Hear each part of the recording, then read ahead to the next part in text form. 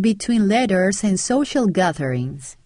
The publication of magazines in the late 19th century in Medellin allowed the dissemination of art and culture in the city. Each magazine was the result of the union of ideas and reflection of groups of artists and intellectuals of the time. F. Gómez was a great representative. If you look to the front, you will see his tomb and you will recognize it by his signature. Like him, other writers such as Ciro Mendía, María Cano, Fidel Cano, and León Zafir, among many others, were part of the literary movement in Medellin during the 19th and 20th centuries.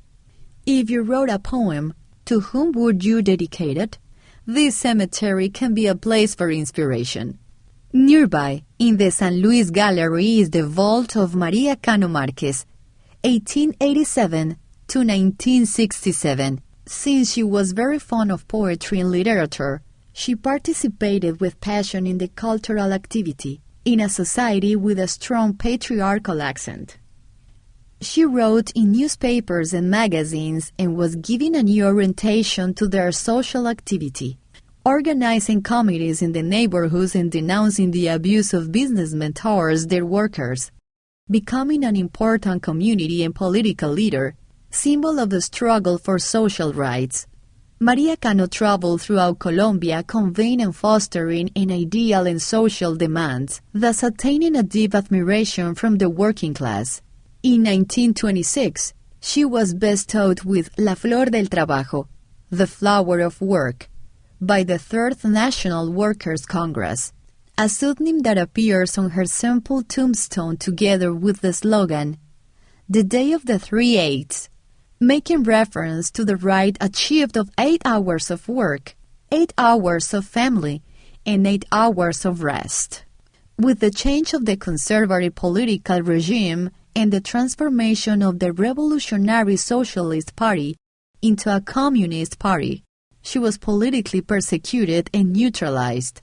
Her tombstone also includes the names of her 2 sisters and those of her parents.